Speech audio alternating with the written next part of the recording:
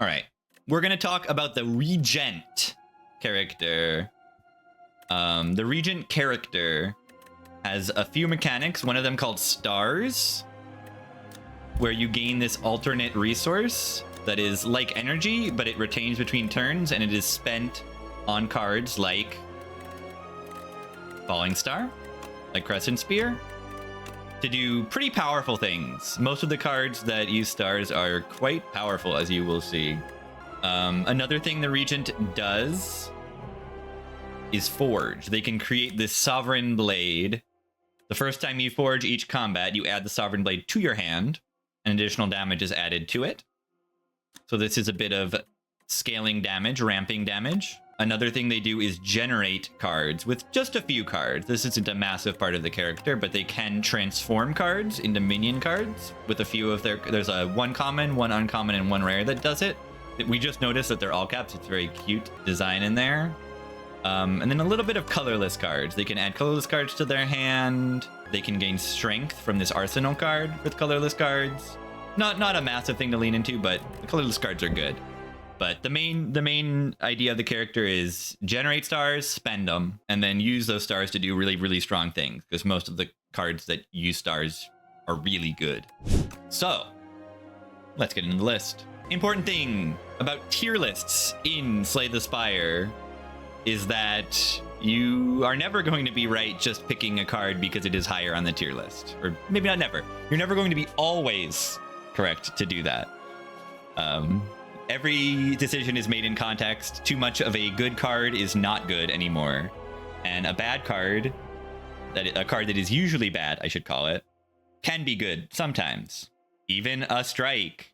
Okay, strike is bad. But even strike can sometimes be good. But these four are the starter cards, so I don't really need to consider them too much. Yeah, currently my overall Regent macro strategy is gaining stars, spending them, is just, it feels like it's going to happen in just about every run that you're going to play. So things that either generate stars or spend stars are going to be pretty safe bets. There's a lot of cards in the pool that do that do either generate or spend them. So the base cards, there's no real reason to rank them, but we can put Strike and Defend in F because I don't think there are any F tier cards on this character. I don't think there are any truly bad cards on this character. And I don't even know how to rank these. These cards are good, but they don't really mean too much. So let's do Astral Pulse. Astral Pulse is an AoE, 14 damage to all enemies. It's a little cut off in the image here, but it costs 3 stars, I remember. Your starter relic gives you 3 stars, so this is always playable early. 14 is a massive number for AoE. And Inspire 2 AoE is tremendously valuable. You know, the Eel Elite in Act 1 in the Underdogs, and just about every hallway fight in the game, it's going to have multiple enemies. So this is just really, really valuable. You know, there's the Act 2 Elite of the Centimillipede is also great. I might move things around, but there's no way this is like below B tier, I think. It's just a solid card right now. Hard Worker. For a common, 14 damage is outstanding. Of course, you need stars, but you have a starter card that makes those. Collision Course, I haven't really picked this card too much, but it does add a Debris to your hand. It does 9 damage and costs 0. Debris is just a status card that is 1 energy exhaust. So you can think of this card as worst case scenario, it's a strike plus, which is not an outstanding card. It also would have slight synergies with a few things that activate off of generating cards. There's a few things. There's a power called Pillars of Creation and one of those attacks called Supermassive that activates on card generation, but not massive synergy. There's not too much status synergy like there is on the Defect. So I'm just gonna put that in here for now. I think this is one of the weaker cards, but I don't think it's too bad, honestly. I really don't. Begone! Begone transforms a card into your hand, into a minion dive bomb. I'm gonna put this card right here next to Astral Pulse. This card is just pure upside because you don't need to have stars to play it. Base attack only does 4 damage, but it transforms a card into minion dive bomb that does 13. So this is 2 energy, deal 17 damage, which is decent early game. And then beyond that, transforming a card it gets rid of that card in your future shuffles, and that is scaling value. That in longer fights, that can remove strikes, defense, and more importantly, in Spire 2 versus Spire 1, status cards. Because status cards, there's just so many enemies that put status cards in your deck. In your draw pile, in your discard pile, some of them put status cards directly into your hand. There's that toxic one, the 2 beetles in Act 2. There's the champ mech in Act 3 elite that puts burns in your hand. So there's just so many status cards, you know, even if you don't have cards that you want to transform, but you usually do. Usually have strikes or defense you want to not redraw into that you can exhaust. Very comparable if you played Watcher in Spire 1 to Carve Reality. It does a similar amount of damage. And this is a common. Carve Reality was an uncommon. So that's really good. Crescent Spear, haven't seen too much use for this one. This deals 6 damage and deals 2 additional damage for all your cards that have a star cost. And it costs 1 energy and 1 star. So this one, the number on it is just not that high. I've seen, even if I'm going into stars, and often you are leaning into stars, I'm still like, you know, doing the math on this one late in the run, and I'm like, oh, this is like 1 energy, 1 star to do like 16 damage or something. And your base deck only has 1 card, your Falling Star, that costs stars. So like this thing, it counts itself. So, you know, it's only doing 10 damage for 1 energy, 1 star. That's just not good. That's just straight up not good in your base deck. I might actually be convincing myself to just put this in F tier. I don't think this is a good card. Yeah, it's bad. 30 with a huge deck. Okay, yeah, you're right. In Spire 2, there are ways to like duplicate your deck. There's the Bing Bong Relic and the Duplicate Your Deck event in Act 3. So that is a situation where it could make sense to pick this card. So I could see, but right now, I'm putting it in F. I think it's bad. I think it is comparable to a strike. And if there's a card that you're picking and putting in your deck that's comparable to a strike, that's not a good card. It should not cost stars itself. Well, it's good that it buffs itself like P-Strike. Yeah, not a good card. Crush Under. 7 damage to all enemies, and all enemies lose 1 strength this turn. I think this is really good.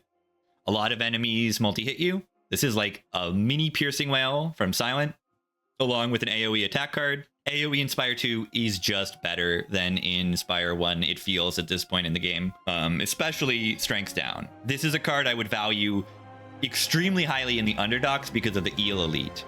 The 4 Phantasmal Gardener eels. Sometimes they will multi-hit, and that is just really, really good to just make them not do anything. It's great. And you also do a bunch of damage. It's great. 2 bays. Thanks for the 16. Big raid. We are doing the Regent tier list right now. Week 1 tier list. Okie dokie. Next card, Guiding Star. Oh, I love this card. I think this card is really, really solid draw and everything. I feel like I'm going to put every card in B tier at least, except for the real bad ones. I'll move things around if they need to be.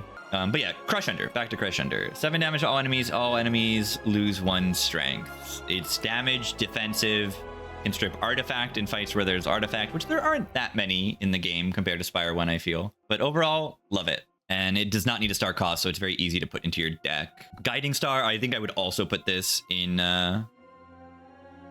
this tier. This is 12 damage for 1 energy and 2 stars, I believe is the cost. And it draws 2 cards next turn. It upgrades to draw 3 cards next turn.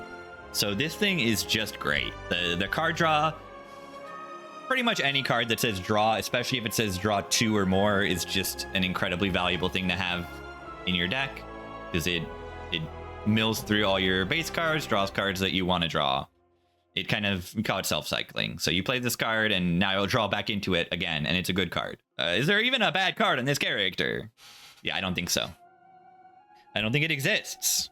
Maybe it does. Maybe it does. Oh, that's a good question. If I saw all the 4 of these, which one would I take? I might lean towards Astral Pulse. I like the AoE. If I'm in underdogs, maybe Crush Under. I mean, they're both so good. I could see moving this up even. And high star costs can actually become good later too. Doing a star build or not, I like I said earlier, you're gonna use stars. They're in your starter deck. You're gonna use them. If the card is valuable enough, you're gonna click it. Photon Cut. This card is not that great. Not that great. It looks like it compares to like a Pommel Strike because it says draw 1, but it also says put one card from your hand on top of your draw pile. So it does not actually draw positively. It does upgrade to two cards on the draw, and it does 10 damage, which is respectable. So it's fine. I think I'll put it in the C tier. And yeah, talk about the put on top of your draw pile. There are a few cards in the Regent pool that deal with like drawing a card multiple times that this can have synergy with, that you would want to think about. Kingly Kick, that decosts itself when you draw it, and Kingly Punch, that increases its damage every time you draw it. So there is some synergy there with this specific Photon Cut card, which is really interesting. So, you know, if you have those cards in your deck, I would bump this up a tier, potentially. And those are all decent cards. Not great, but decent cards. Yeah, there's a rare card that also, if it's on the top of your deck, will be auto-played at the end of your turn, which is great. It feels a little bit like Scry, like a Sly on Silent. You put it on the top, and then it's played for free. But only that card. Really cool card. Solar Strike, next card. I think this card is sick. I might even put it up in the A tier. I don't know. The upgraded card is in the A tier, at least. This card rules. For a common, wonderful common, I would say. This is like a staple card. Stars are just good, as I'm going to say like 20,000 times here. And the great thing about this card is it upgrades to 2 stars.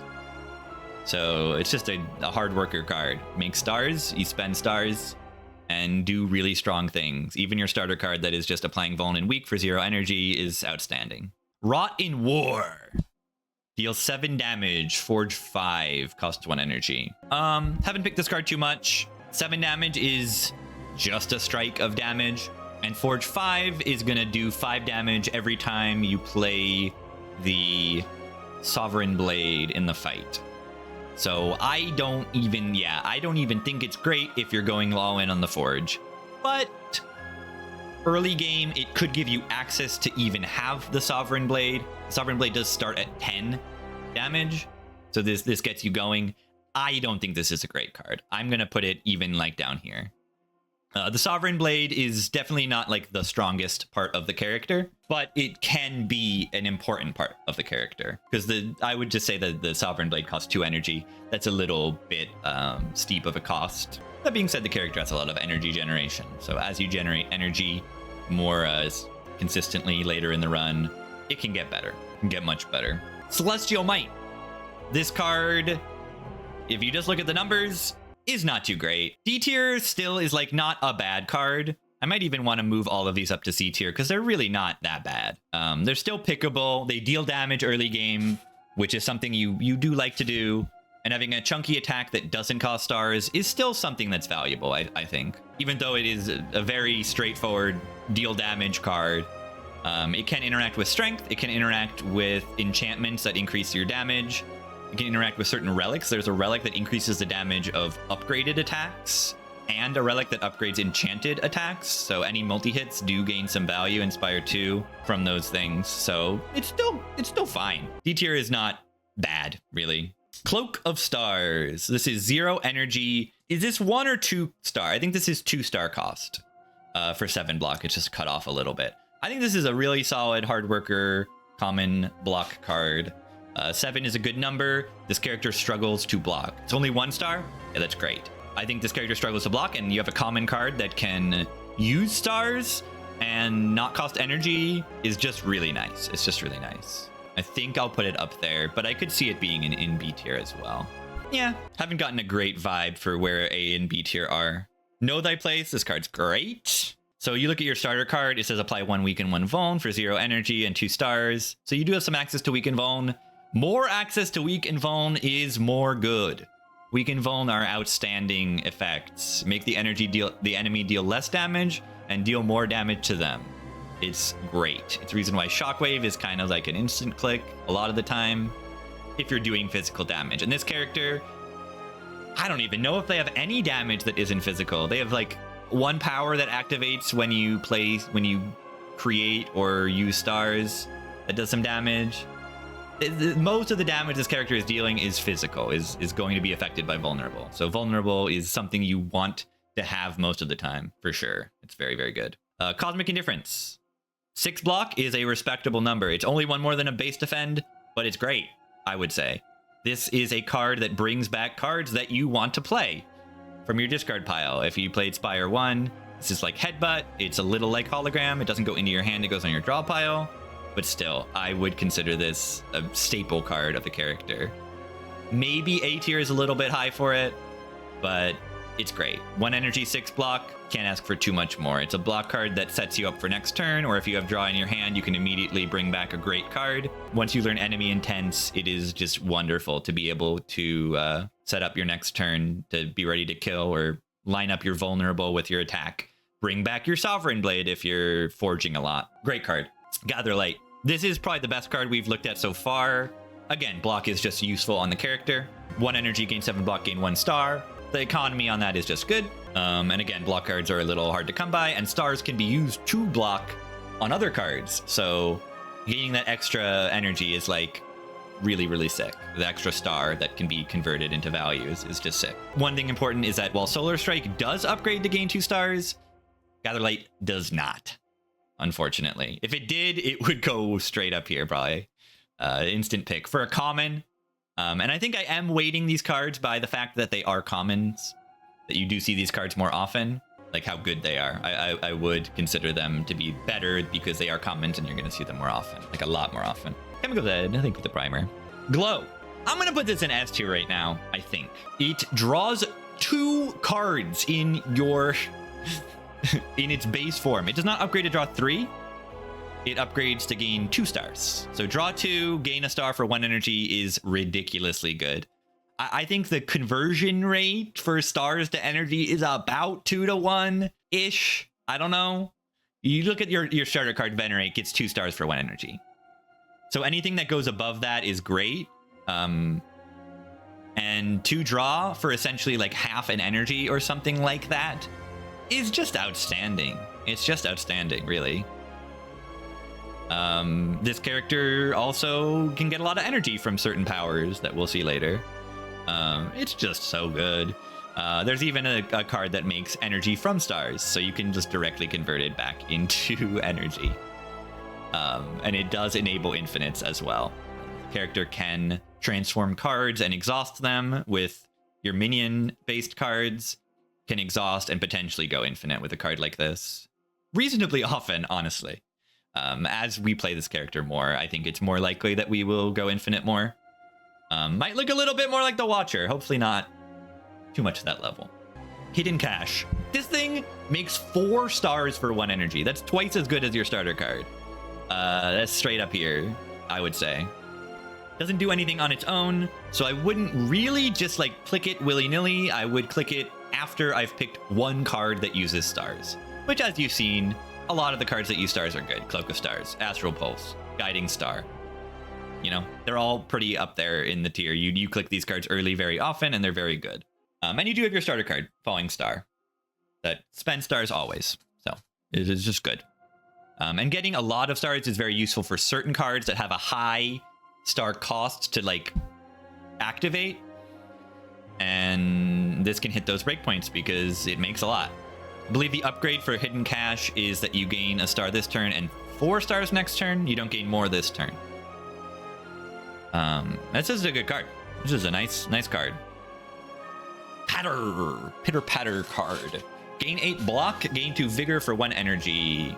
I'll put that in the C tier. I haven't picked this card very much so far.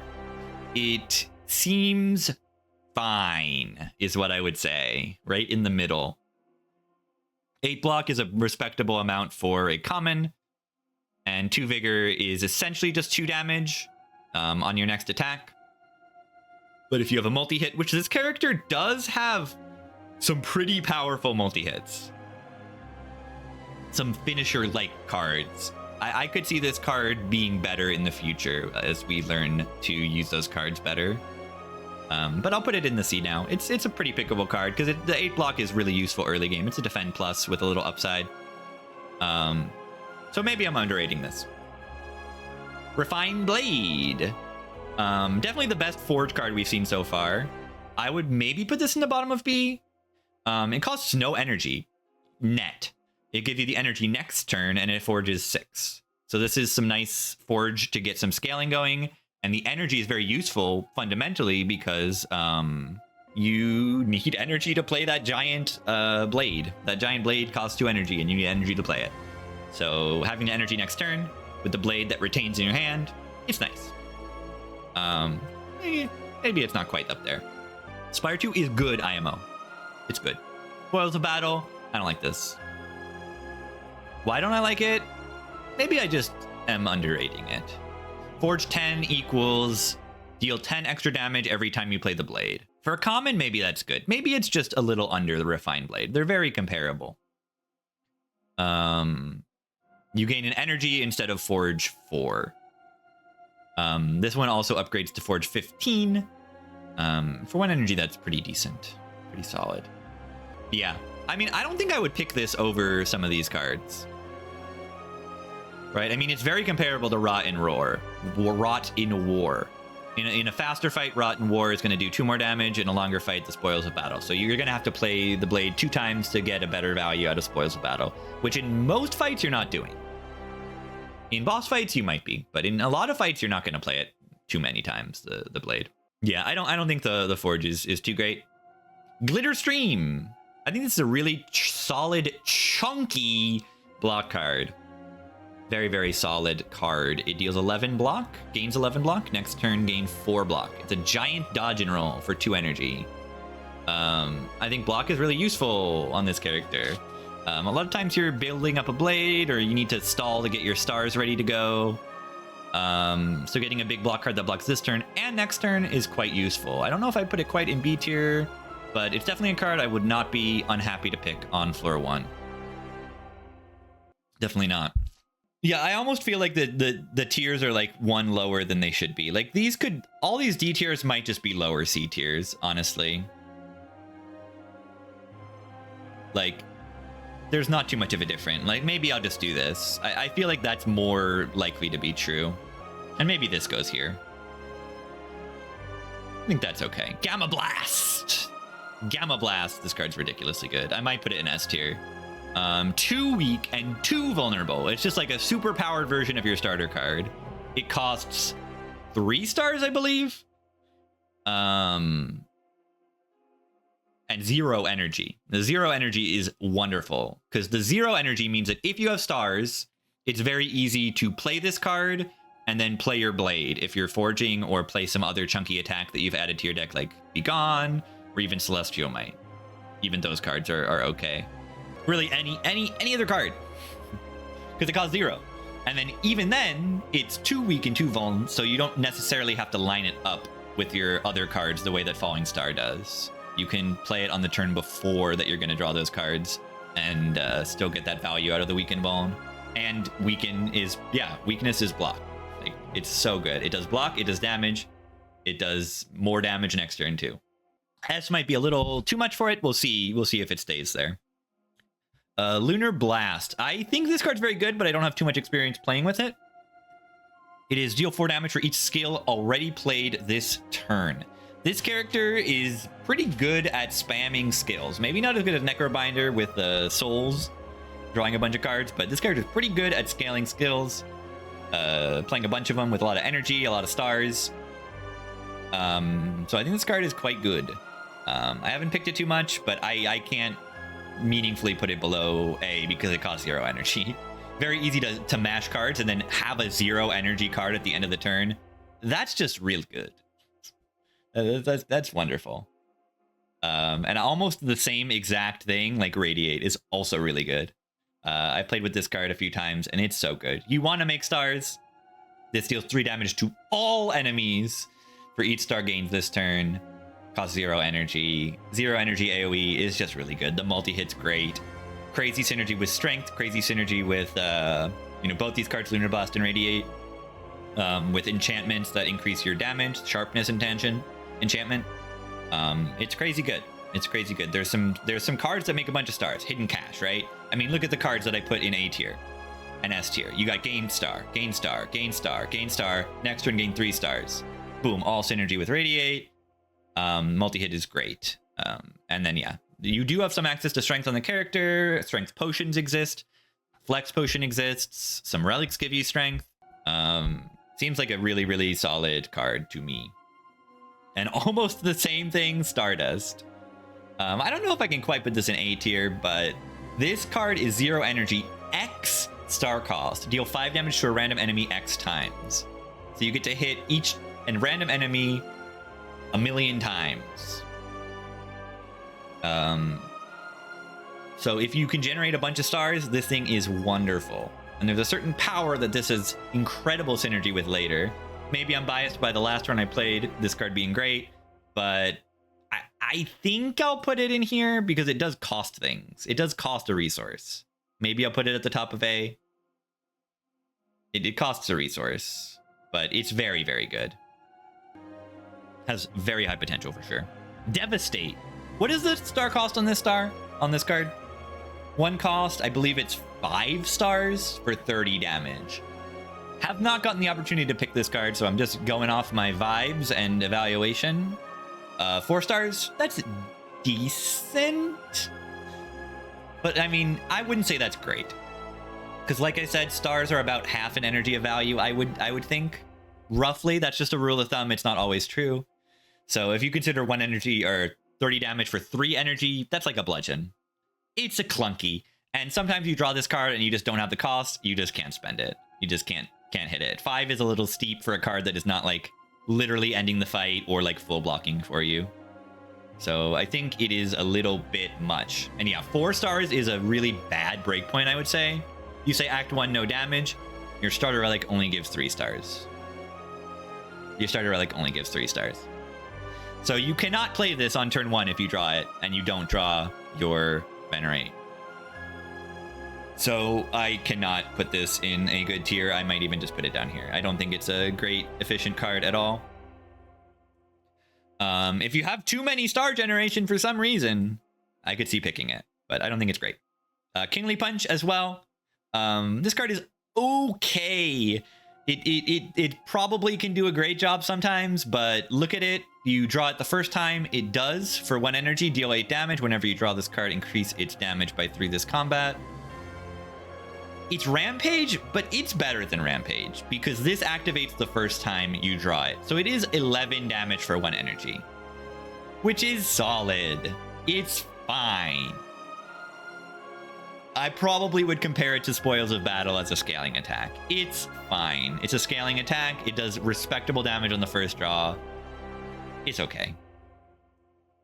It's okay. Okie dokie. Shining Strike. Deal 8 damage. Gain 2 stars. Put this card on top of your draw pile. So this card, if you want to play it, you are going to play it next turn or draw it next turn, no matter what. Unless you're going to have to draw into it. So it is negative card draw. Because eventually you're not going to want to play this card because it only does 8 damage. But 2 stars and 8 damage, that sounds familiar. That's Solar Strike Plus, is it not? But yeah, there's the minor downside, not always a downside, of this going on top of your draw pile and having to play it a bunch. I think it's solid. I do not think it's quite as good as Solar Strike, but I do think it's okay. It makes stars. It must be good. That's my current take on the character. We'll see how that holds up over time. But my current take is that star is good. Star good. But yeah, you love it until you just keep playing and you're like, why am I not drawing into my good cards? Why am I not doing that? Yeah, 2 stars equal 1 energy, so this card is free. Yeah, but it costs -1 draw next turn. So that's why it's not just free. Exactly. It costs a draw. Super massive. This card is not good, I think. Starts at 5 damage. That is less than a strike. Deals 3 additional damage for each card you created this combat. You do not, I feel, create that many cards. But there could be situations where you do. Certain relics make cards on turn 1. I think a lot of relics do, actually. Yeah, like Toolbox and the one that gives you a random 0-cost card in your hand on turn 1. I think it can be okay. It can be good. Of course. Nothing is like useless in this game. Yeah, are debris counted as generated cards? Yes. but I don't think it is the best scaling attack on the character. I think it's rather weak, and you can't take this speculatively because the base number is just so low. It's just so low. 1 energy deal 5 is not a card you want to put in your deck at any point in the run. Like, if any card is Rampage, this is Rampage. It might even be worse. Okay, I'm putting this below. It's so bad. Nah, this one costs a star. They're both really bad. I said there are no bad cards in the character. These are actually bad. These cards are actually bad. Hegemony. 2 energy, deal 15 damage. Next turn, gain 2 energy. I love the next turn, gain 2 energy. I believe this upgrades to next turn, gain 3 energy, and I don't remember the damage. Something like 17 or 18 damage. The gain 3 energy is wonderful. It turns this card into actually energy positive net. So the enemy is not attacking you, and you don't really need to spend energy to block. Or you don't need to spend energy block because you can block with like stars or some other way. Love this card. I don't think it's amazing, but I think I can put it solidly in B tier. It's a card I would not mind clicking in Act 1 early. And even upgrading, because the upgrade gives you more energy next turn. And this character, you have access to the Blade, which gives you an energy sink potentially next turn with the retain on that card. So I think it's good. I think Hegemony is very useful potentially. Knockout Blow. Haven't had this card too much. Just like once in one run. Deal 30 damage for 3 energy. If this kills an enemy, gain 5 stars. I do not remember what the upgrade is on this card. But I do think it's quite good. But not ridiculously good. No way I put it higher than B tier. I mean, just look at it compared to like Devastate and like, yeah, is it just 38 damage? Doesn't increase stars? It's pretty solid. But yeah, maybe as the enemies get a little chunkier or hit you a little harder, maybe it gets worse. Maybe I'll put it at the top of C. I think it's fine. Yeah, maybe I'm undervaluing expensive cards because there is a card called Void Form that we'll get to much later. Okay, very, very much at the end that it's probably important to talk about it. This is your form card, which is very, very strong. And your turn, first 2 cards you play each turn are free to play. That includes star cost. So cards which very expensive star costs can be improved even more with this card. Very, very, very strong card. This is like, this character already has access to some energy gaining powers, but this is like next level energy gain. You can add very expensive cards to your deck and not care at all, whether it's star cost or energy cost. It's very good. We'll definitely get to that. Kingly Kick. This is probably better than Kingly Punch because you can just burst something down a little bit faster. It's a denser card and then probably scales a little bit faster. It starts at 24 damage, 4 energy whenever you draw this card, reduce its cost by 1. To put this card in your hand, you're probably going to draw into it. So it's actually 3 cost 24. And then it can reduce from there. I don't think it is crazy good. I picked this on like my first Regent run ever, and it performed okay. But again, it's a little slow. It's kind of scaling damage, but I think it's a little slow. Maybe actually it's lower than I'm thinking now, but it's somewhere in this tier. It's fine card. Alignment. This is your like premier energy generating card. As we go forward, I could maybe put this in S tier. I don't know. I mean, you just look at the combo of Glow Alignment, boom, infinite. Stars, pay energy to get stars, spend stars to get energy. Alignment is 0 energy, gain 2 energy, and it costs 3 stars. Or 2 stars? Does it only cost 2 stars? It costs 3 stars. It costs 3. It costs 2. Let me double check. I can't believe it. I cannot believe it being 2. I can't. I just can't. I just can't. It's 2. It's 2. Oh my god. Yeah, and upgraded gives 3 energy. Okay, yeah, this is broken. Character likes energy, obviously. And like I said, stars are roughly half an energy. 2 stars is roughly 1 energy. So this is like duplicating your energy, essentially. Very good. You know, Venerate plus this is going to give you positive 1 energy. And that's just with your starter card. Main evaluation based on being unupgraded. Yes. But it also, the upgrade is something to consider. But an upgrade always has a cost to it, of course. You can only upgrade 1 card at a campfire or upgrade it through certain events and apotheosis and some other things. But the upgrade of a card is always something you do want to think about, but most of the time you see a card, it is not going to be upgraded, especially on High Ascension. And I am considering all of these cards on High Ascension. On Ascension 10 play right now.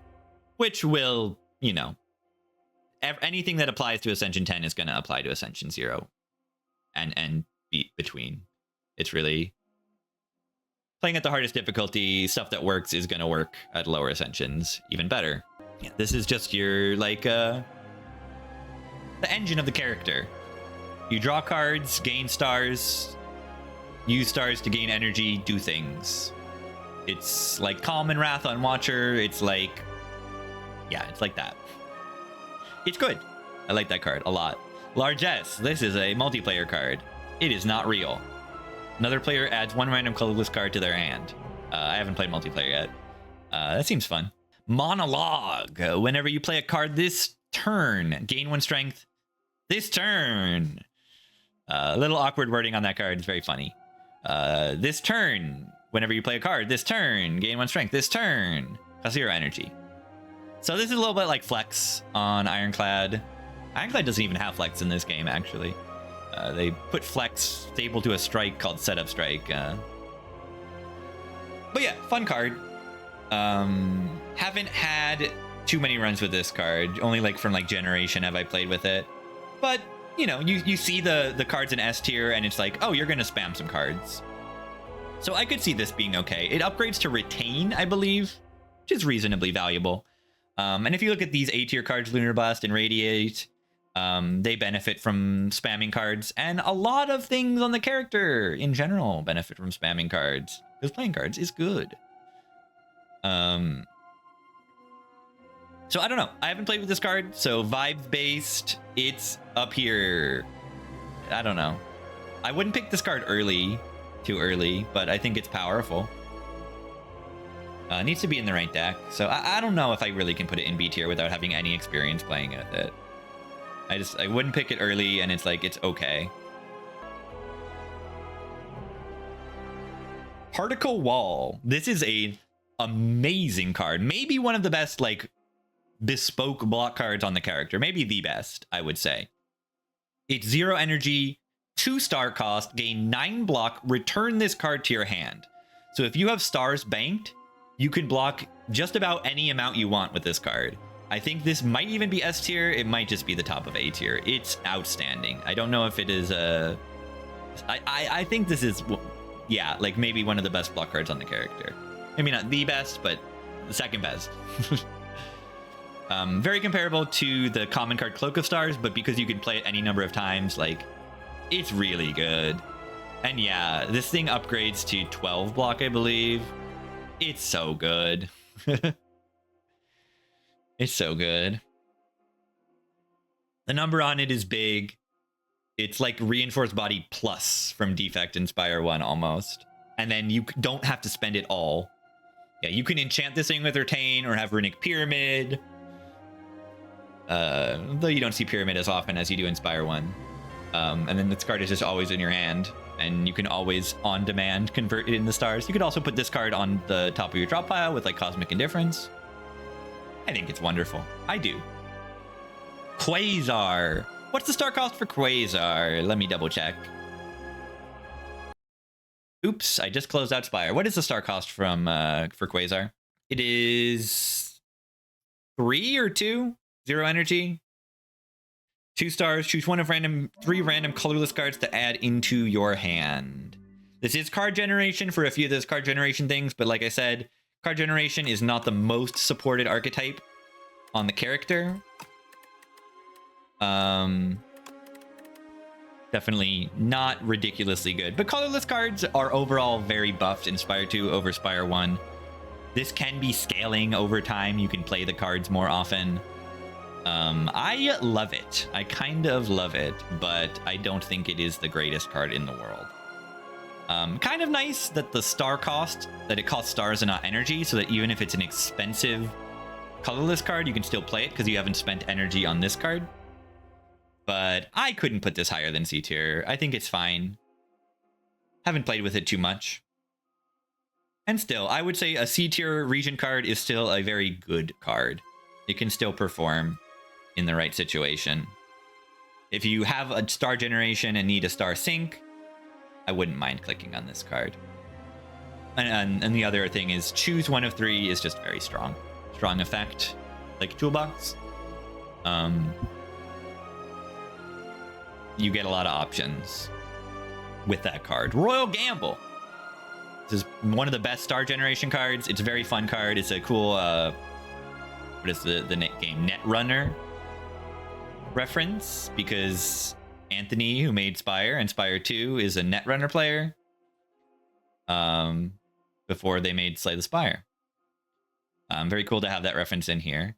And it is 0 energy, 5 stars, gain 9 stars. So this thing costs no energy, and if you are doing anything with stars, it's pretty easy to hit 5 stars. That is your base star value plus Venerate, and you can even get this in play. So even early game, I would consider picking this card. It's just extremely positive on stars, like massively so. And then, you know, you want to have stars stuff in your deck, so boom, definitely goes up here, maybe even top here. This is probably the best star generating single card in the game. Maybe it does a lot. I like it. I like the design of it. You need to hit the activation energy and suddenly boom, you get 1,000,000 stars and go off. Love it. Charge.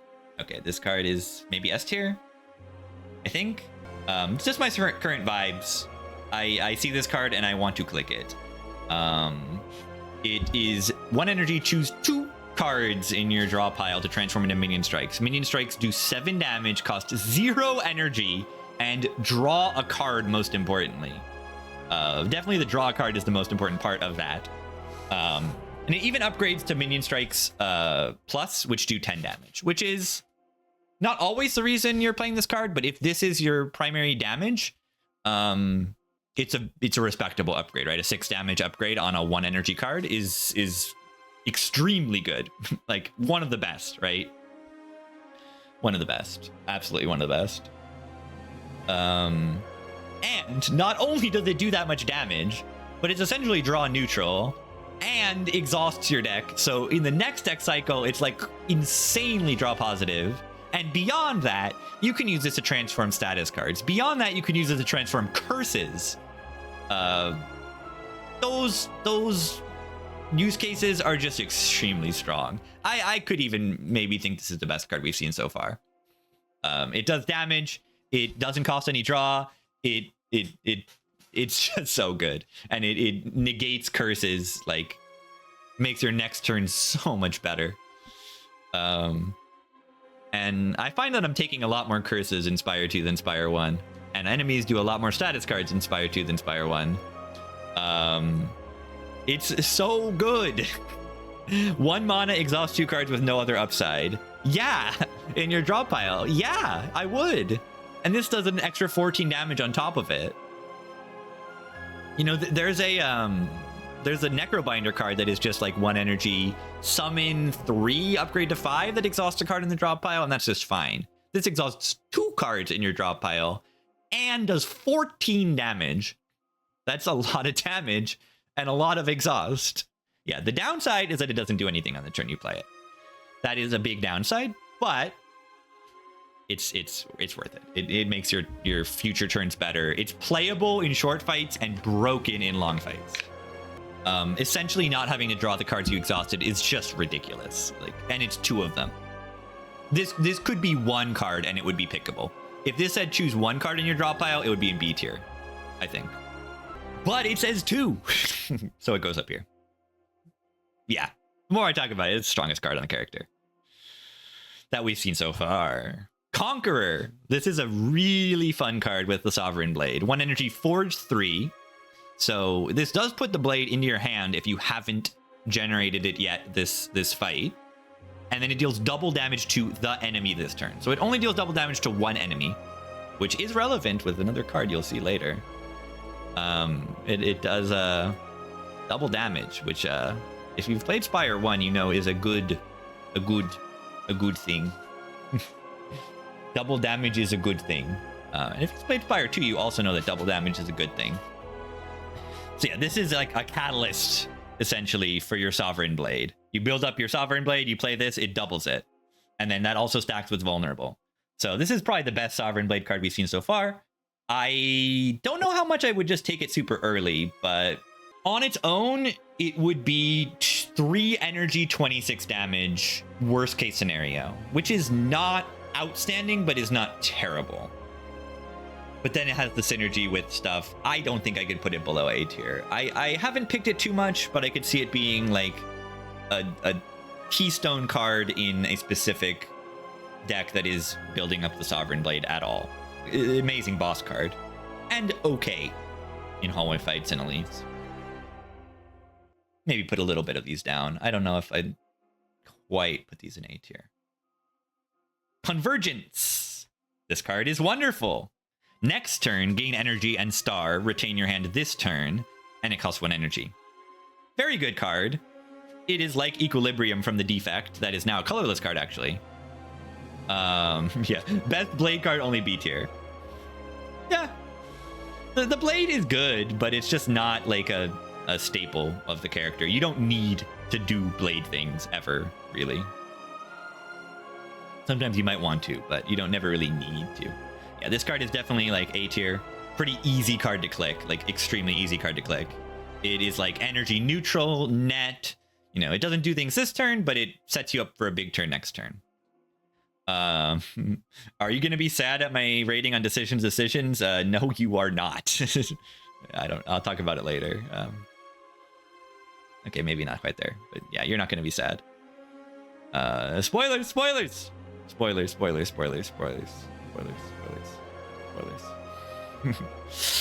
Ooh, no spoilers. It's outstanding. And Inspired 2, it's even better than it would otherwise be, I think. Glimmer. Draw 3 cards, put 1 card from your hand on top of your draw pile. This card is so much worse than Acrobatics, even though it looks like Acrobatics. It is weird, and I haven't picked it so far, which means something. I'm not going to put it higher than C tier. It's not really draw positive for 1 energy. Costs a lot. It feels weird to put a draw card for 1 energy that low. But I don't know. I haven't found myself wanting to click it very often, even when I have a lot of energy. It's very weird, I feel. It does have weird synergy with these kingly cards that you want to put on top of your draw pile a few times. But yeah, it puts the card on your draw pile. I don't know. Yeah, okay, it says draw. I just haven't found myself picking it that too much, but it can go in B tier. It can't be that bad. And it upgrades to four cards. It really can't be that bad. And it can set up your next turn if you don't have other retain. You can put your Vuln card next to your attacks or something like that. Put your star sync next turn and put your star generation this turn. Yeah, this is an uncommon and glow is a common, and glow is just better. They're both the same amount of like draw positivity, and this is a common, and this gains energy, and this doesn't. This gains essentially energy because stars are a resource that you can spend to do things. So like this is just converting 1 resource into another. Glimmer is converting 1 resource into a little bit of options and deck manipulation, which is valuable. So I can't like really put a draw card lower than B tier, but it's not that. It's not the level of like you need this card in your deck. You just don't. Manifest Authority. 7 block. Add a random colorless card into your hand. That's a pretty okay number for 1 energy, 7 block, and then you get a random colorless card in your deck. It does generate a card for those card generation and colorless card for that specific card that we will see later that is a rare and gives you strength. But yeah, add a random colorless card is okay. It's okay. It's a defend plus that puts a nice random card in your hand, and colorless cards are generally quite good in this game. Probably like it better than Quasar. You don't get to choose it, but it blocks and doesn't cost stars. I'd rather spend my stars on good cards rather than just like okay cards. That's why like these cards that cost stars that are just like okay are pretty low. Because you're just not going to play them. You draw it and then you're just going to not play it because you have the stars to be used more efficiently on better cards. Speaking of better cards, Reflect. It's an outstanding block card. I think I gotta put it up in A tier. It's 1 energy, I believe 3 star cost on Reflect. So a little bit chunky cost. Let me double check. Yeah, 3-star cost on Reflect. But it is 17 block, which is a big number. A very big number. And it also says blocked attack damage is reflected to your attacker this turn. So it's like almost essentially 17 damage and 17 block if the enemy is attacking you. And I mean, you don't want to play this card if the enemy's not attacking you. So it's up to 17 damage and 17 block. Actually up to more, because if you have other block from other cards, which you likely do, you can do even more damage. I could even see this card going up to S tier eventually. Might be a pretty safe pick to pick most of the time. It is kind of outstanding. Just ridiculous synergy with the character, and like it just does damage back to the enemy. It's like it's almost AoE damage. Pretty crazy. I definitely can't put it below A tier there. That's an outstanding card. Resonance. This is another 1 energy 3-star cost card. It says gain 1 strength. All enemies lose 1 strength. Let me check the upgrade. I believe the upgrade is 2 strength. Enemies lose 1 strength is not all that much. But still useful defensively.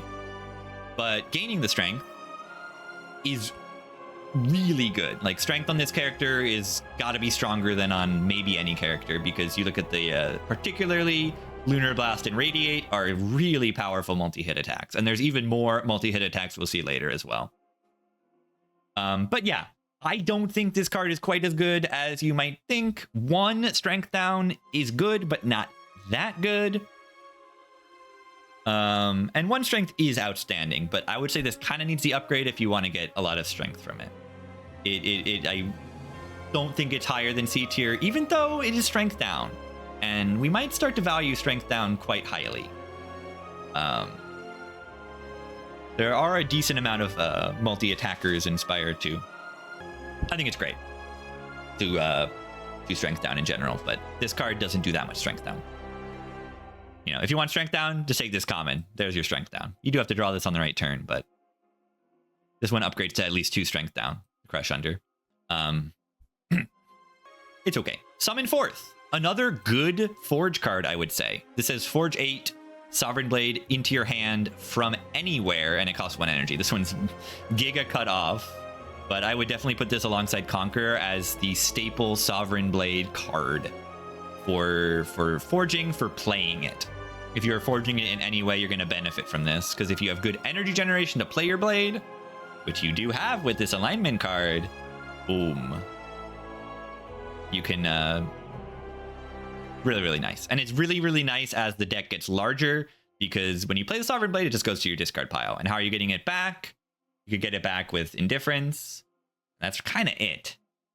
So this helps you play the blade more often, which is massively important in order to get the value out of Forge, more than just, you know, doing damage 1 time.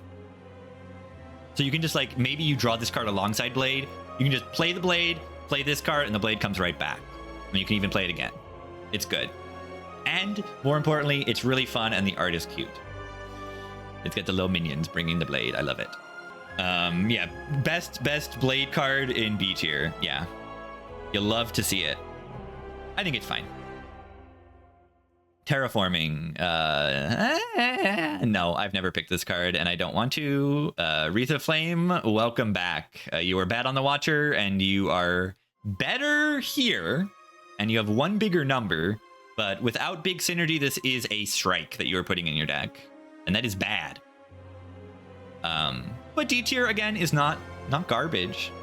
It's not garbage, but I would not pick this without reason to.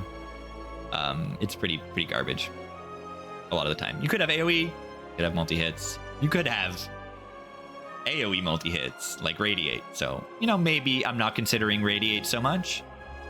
And if I'm putting this card and valuing it highly, that should make this card valued higher, but I still don't think it is that good. It's you'd expect it to perform a little bit better than it does.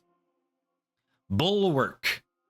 13 whole block for 10 and 10 Forge for 2 energy. The block is essentially just a little more than 2 defense, and you get a free 10 forge alongside it. That is decent value, I would call it. So I think it is solid B tier, but not as good as the other ones, but I could be wrong. There's no way it's worse than Glitter Stream, right? Like, it's a solid card. It's definitely better than Glitter Stream. Maybe I haven't played with this enough, but that is a big number on it. 10 is like 10 damage and 13 block for 2 energy. That is just a pretty efficient card. Am I underrating this? Probably. This is really good. This is kind of really good. Why isn't Venerate? I just didn't put the base cards because you're not picking these cards. A tier list is used to compare cards, and you're not picking these cards, so you're never comparing them to anything. I guess you're comparing, like, if you're going to dupe this card over another card. I don't know. All right, Prophesize. Welcome back, Sprawl, but you don't exhaust. I don't know if I can put this in S tier. This is the most insane card I've ever seen. I love these cards that just have big numbers on them and very little text. I love it. Like, I love when Spire prints a card that is just big number. It's just sick. Like Bludgeon even, and I just love it.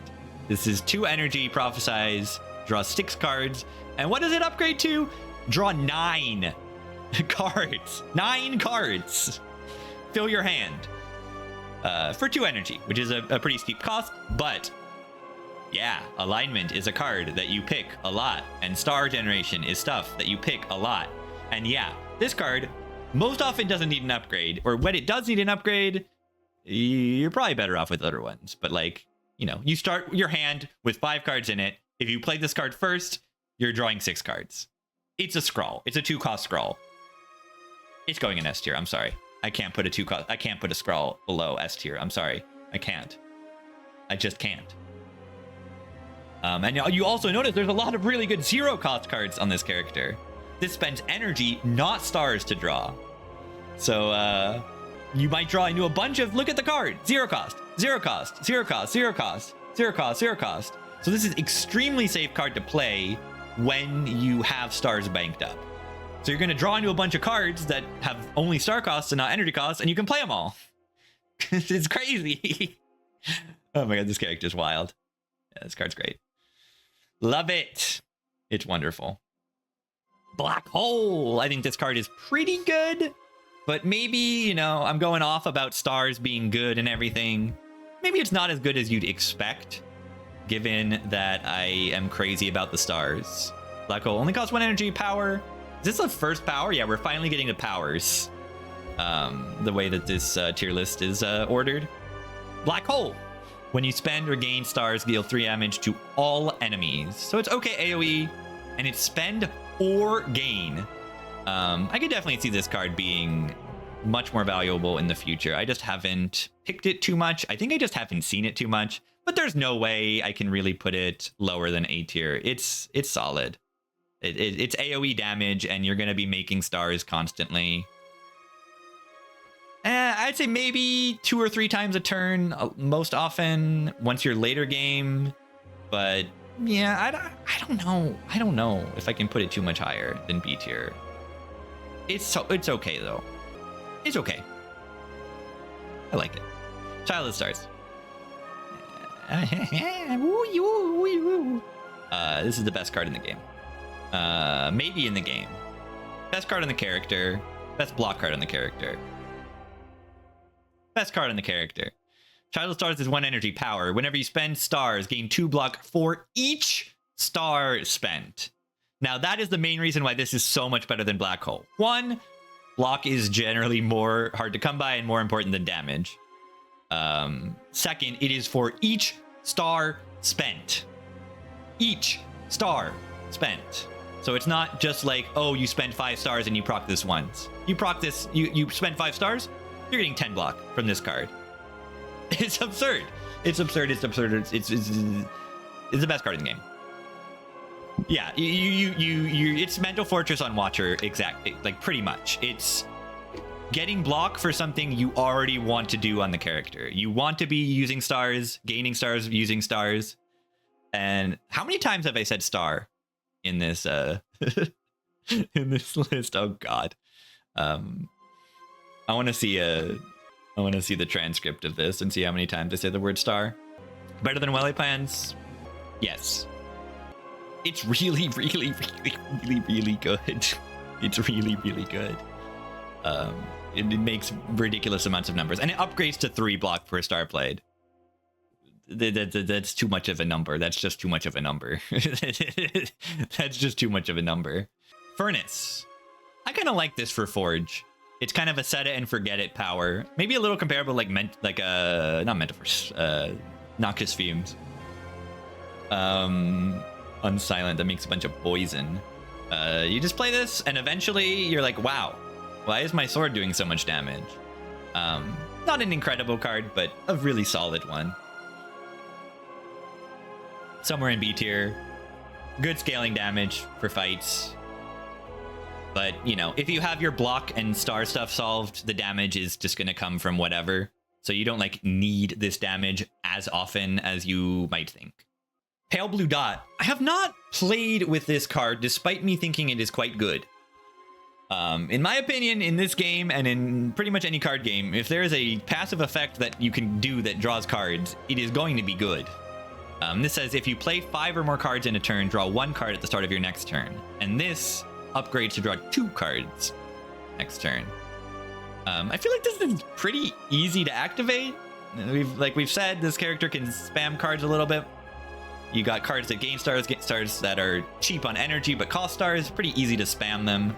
And you have these good draw cards in the S tier that you see pretty often as a common and an uncommon. You're gonna spam some cards.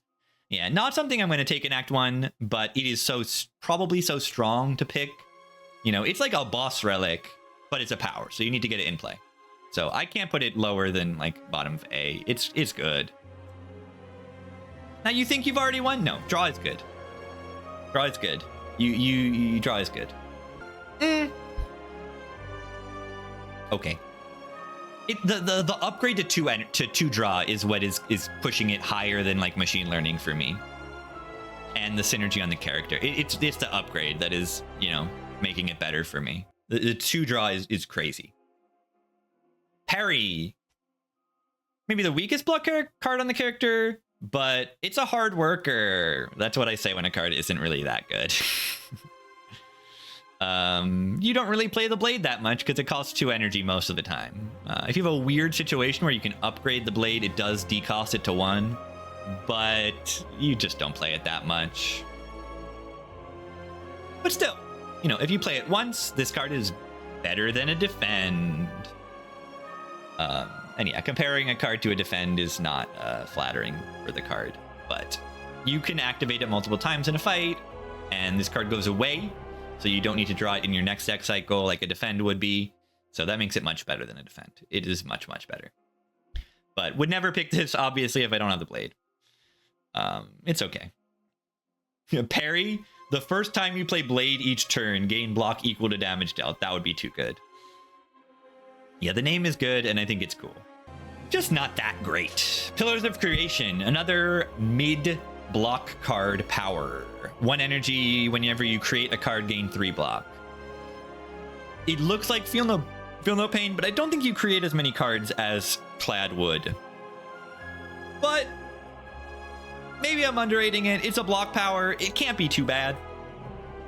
I just haven't had any run so far where I felt like the card generation stuff is so strong that I'm going crazy for it. But maybe I'm wrong because, like, it'll proc off charge. Good on Necrobinder? Oh, yeah. Whenever you create a soul, gain 3 block. Hello. A Necrobinder has, like, a rare that creates a random card in their hand every time. Forging Creating a Better Sword, only the first time. The first time you play it, it will create it. So that would activate it.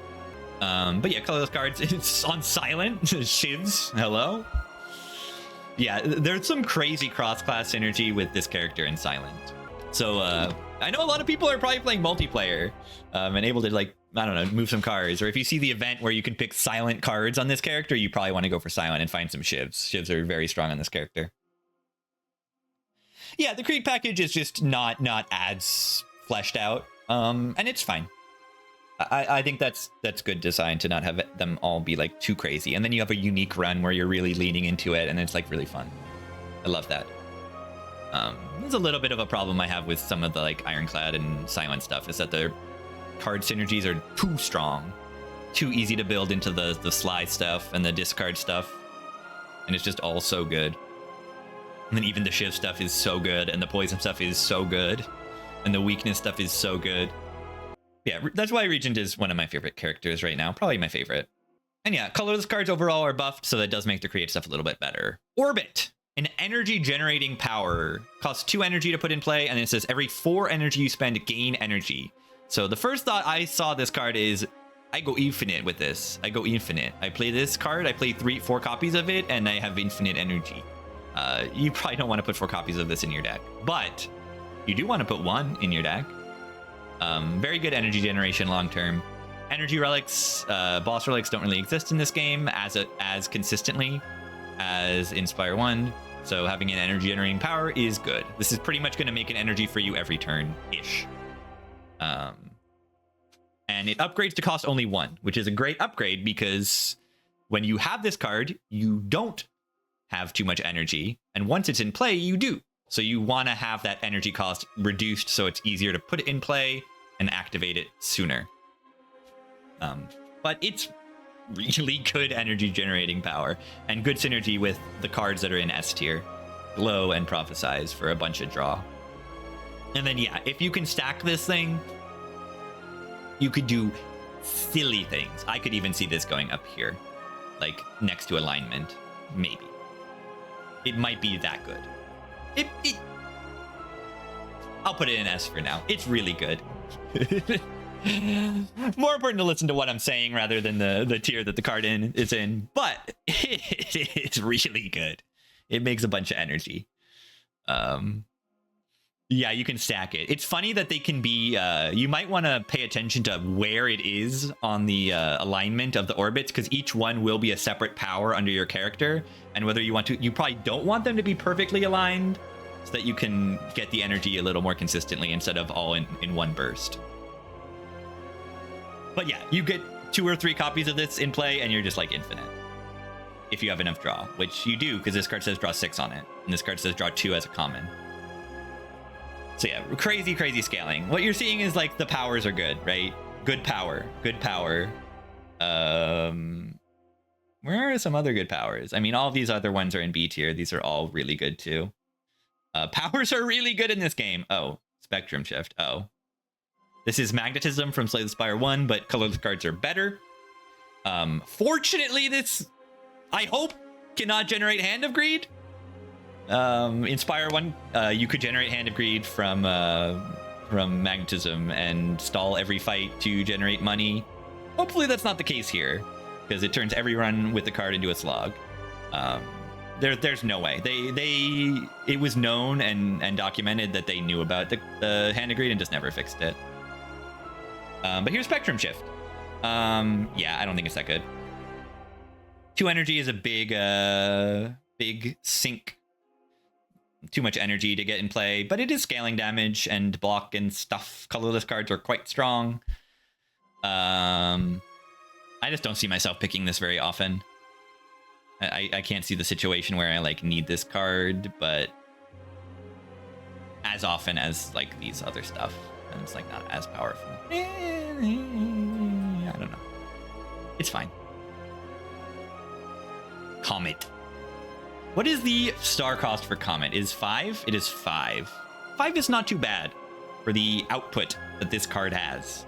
I have just not been lucky enough to see this card, but I can evaluate it and say that it is very good. Star generation is good. Weak and Vuln are good. I kind of like this idea of having starter card that deals 7 damage, 1 weak, 1 Vuln for 2 stars.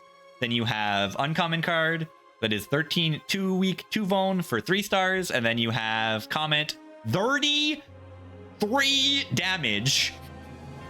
33 damage. Apply 3 weak, 3 Vuln. Weakness is so good.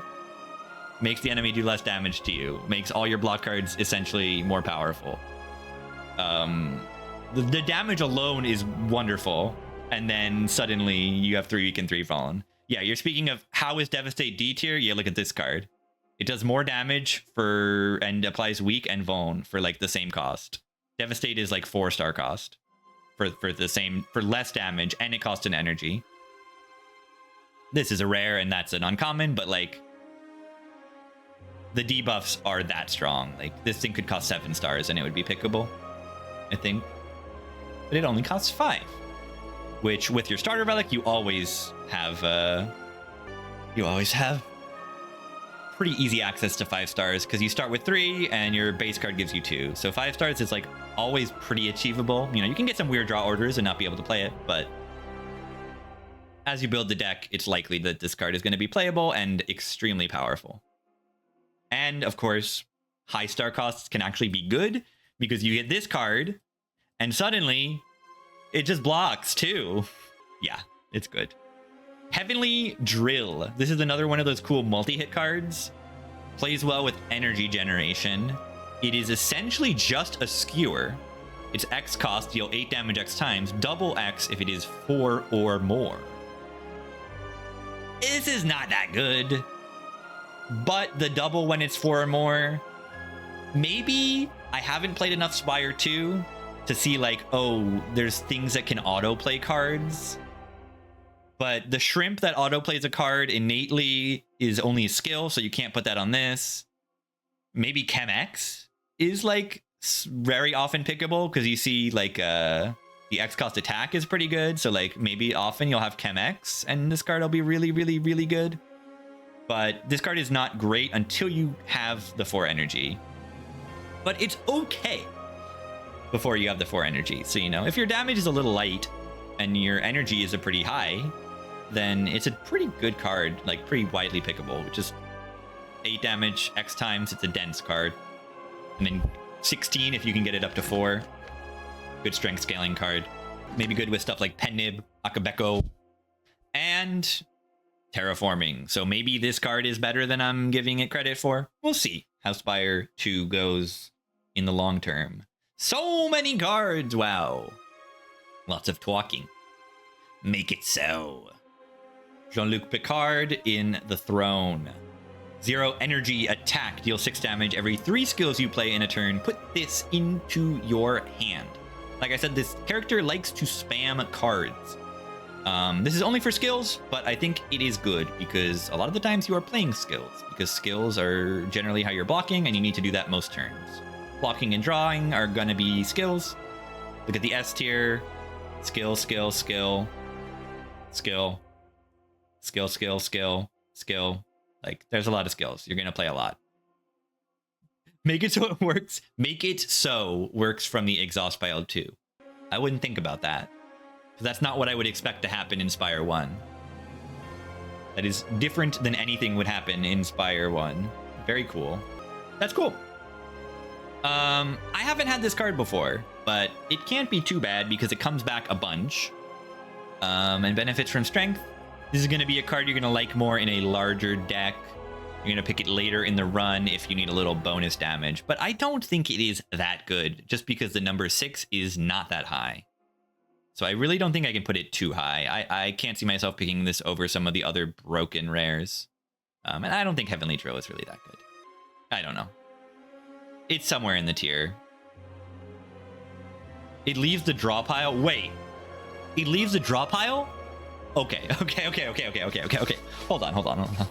That's very different. Yeah, Flurry of Blows is only from your discard pile. So see, yeah, I have not played with this card before. So, okay. So you don't have to draw this card. So this is just free. This is just free damage, pretty much. you like don't have to draw this card. So you just play 3 skills on turn 1 and it goes in your hand. And then you never don't have to draw it. Okay. Yeah, I don't know. I haven't played it, so don't take my word for it as far as the tier placement goes. But I don't know. It's kind of a free pick. Don't you often draw 3 skills in a turn? I think you do. I think Letter Opener is crazy good on this character. And of course you can clone it, right? You could get the cloning gene on this thing and get 10 copies of it, and then you don't have to draw them. You just play 3 skills, and suddenly 4 of them, 8 of them are going into your hand, and you're playing them. It sounds like you can go pretty crazy with this card. Even just 2 copies would go crazy. Yeah, if you have this in your deck, you can take the duplicate your deck event, and suddenly it's doing twice as much as it was before. Yeah, there's no way it's bad. There's no way. Gotta be pretty good. Beat into Shape. I don't think I've put this card into my deck, but I have generated it, and it has performed pretty well for me. It's 1 energy attack. It's an attack that deals 5 damage, forge 5, forges an additional 5 for every other time you've hit the enemy this turn. So this is like a post finisher. So you play these cards that attack a bunch: Lunar Blast, Radiate, even Make It So. Hit the enemy a million times. And then you play this, and then your blade is dealing a million damage. I think it's probably very easy to make this thing very, very large. And it does do damage itself. And by base, even without more, it forges 5. And I think by base, it counts itself as one of those hits. So it forges 10, really. It says forge 5 and then an additional 5. So that is just really good, right? Like, I think I can put that in A tier for a forge card. I think it might be even better than these guys. Yeah, you can do it with the minions from charge as well. Just any attack spam, which this character is clearly quite good at doing. I think it's good. Haven't played with it too much, but it sounds really good. It says every other time.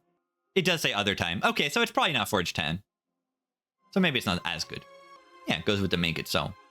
Make It So. Crash Landing. Immolate. This is Immolate. This is big Immolate, but it only costs 1 energy. 1 energy. Deal 21 damage to all enemies. Fill your hand with debris. In the fights where you're going to want to play this, the debris is probably not too bad. And if you play this at the start, you do put 6 statuses. Oh my god. But if you draw a bunch of cards, you can not make too many debris. Debris. What is the plural of debris? French word. Fill your hand with debris. Suppose it could be good with Pillars of Creation. Could be good potentially with Supermassive, which, like, I'm not going to pick this card too much. Debris is already plural. Yeah. Bit underrated. I haven't had the opportunity to pick this, but 21 damage to all enemies in Slay the Spire 2 for 1 energy. It's a 1-cost Immolate. There's no way that's bad. There's just no way. It's a big number for 1 energy. It's just big. It's just big. All right, there's no way Shining Strike is this high. I don't know.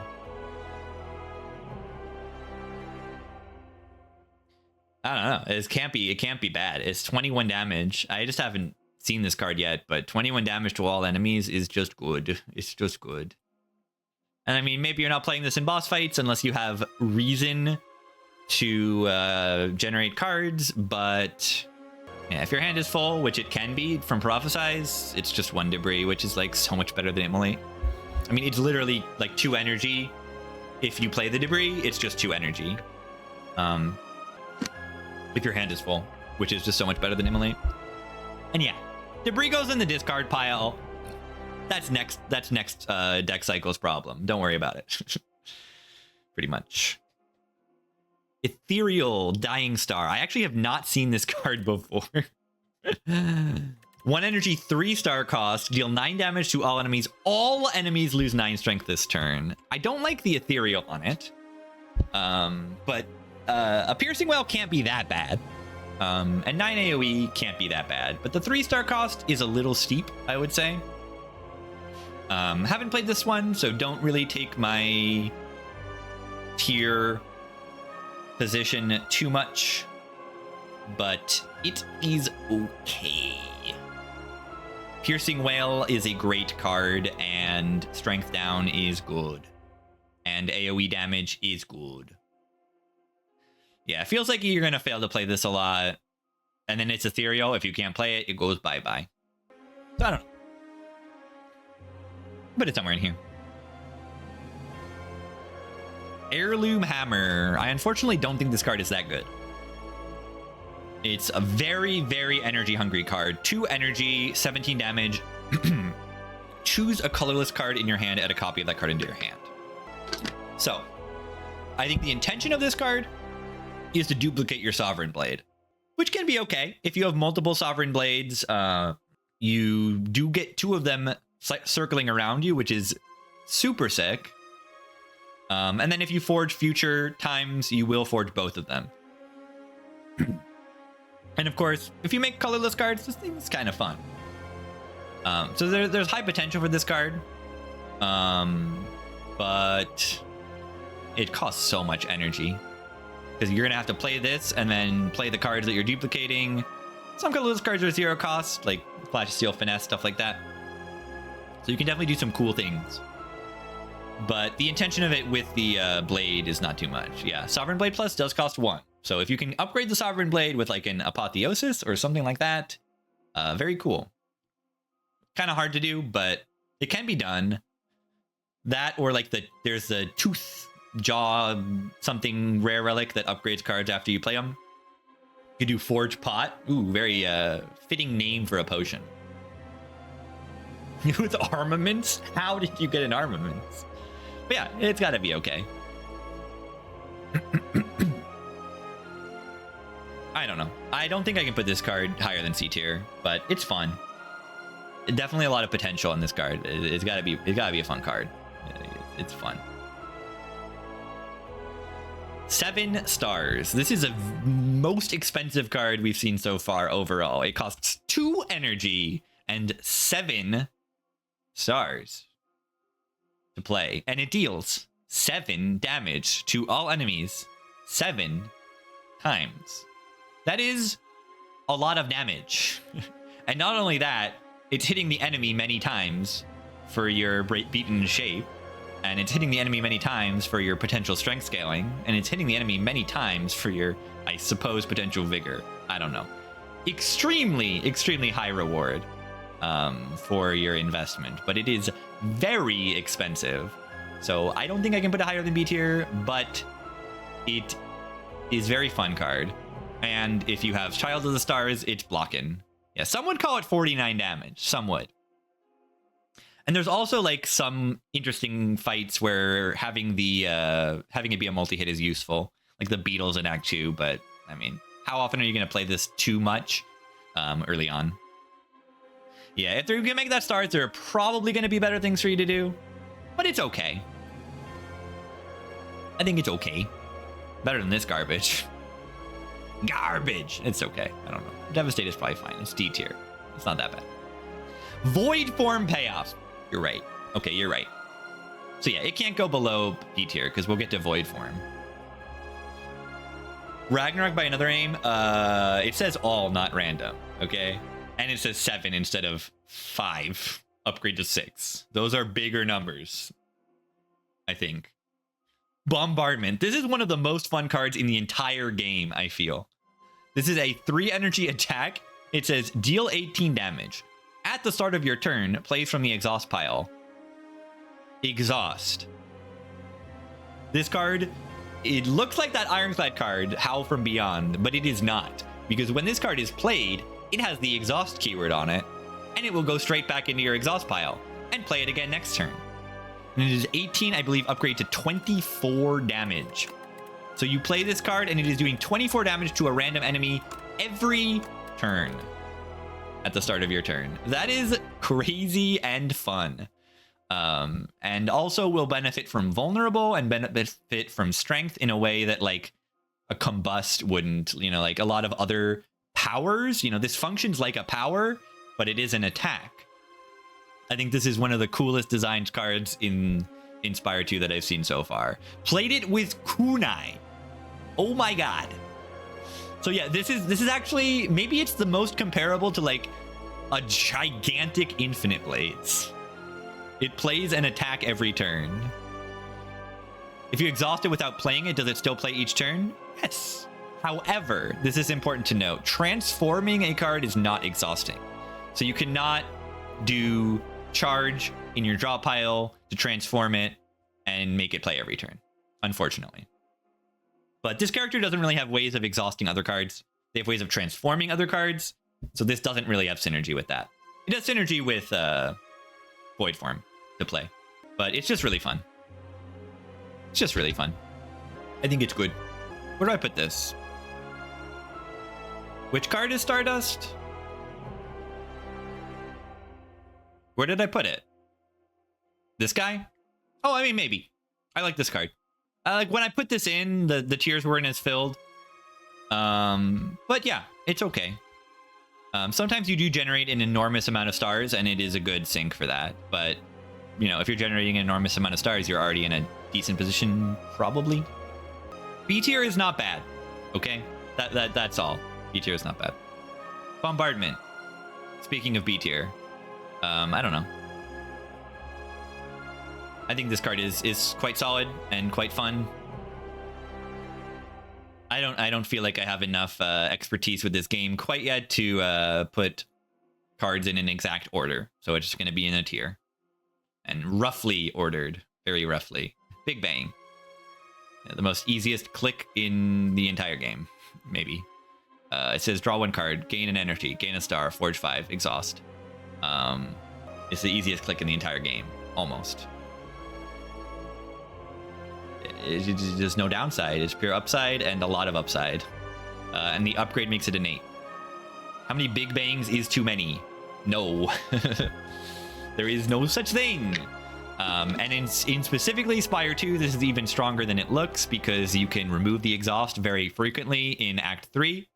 You can duplicate it with duplicate your whole deck. You can make it... I mean, you don't really need to make it innate with the shrimp because it's free to play already. You can give it replay. How do you give it replay? But you can sometimes. You say you have 128 Big Bangs. That is a power of 2. I can guess how you got that many. That sounds good. That sounds good. Yeah, it's shrimply a good card. And yeah, the upgrade is innate. That's ridiculous. So you guarantee that you have the blade in hand on turn 1 and stars to spend on good stuff. Give you ridiculous consistency. It makes your turn 1 better. I mean, it's like, oh, I just have a lantern. Like, this card is a relic that I can just put in my deck and I can duplicate. It's like one of the clearest, easiest, oh, I look at that card and I click it. I saw this card for the first time and I didn't even understand the character and I saw, oh, I'm going to click that card when I see it. It's true. Decisions. This is a little different, but also is ridiculously strong. This is the better version of Omniscience, maybe. I think it's better. It is 0 energy. How many stars cost? 6. So it does cost quite a bit to be able to be played. But it says draw 3 cards, choose a skill in your hand, and play it 3 times. It says draw 3 cards on it. Why does it say draw 3 cards? It doesn't need to do that. You do only get to play this on skills, but it is just such a ridiculous power boost. You can use it to play cards that generate stars. So you can use this card, play it on a Glow Plus, it refunds all the stars and fills your hand. You know, boom, scroll. And it also spends stars to activate Child of the Stars, spend stars to activate Black Hole. Yeah, play Prophesy 3 times. Yeah, fill your hand 3 times. The other thing is this game has ways to make cards free to play. From potions. I mean, potions maybe not the most thing. Mummified Hand can make cards free to play. If this gets hit with Mummified Hand, boom, you don't even have to spend stars. Void Form makes the card free to play. You don't have to spend stars. Let's just do this already. Yeah. Let's just put that up there. Void Form is just infinite energy and stars for like the rest of the fight. It costs a lot, doesn't do anything this turn, but it is like, you know, solve your resource problems for the whole fight. It's a good card. Draw 3 card. So decisions is also good. One thing I missed is the shrimp. The shrimp that you see after Act 1 very often is enchant a card to make it play for free at the start of each combat.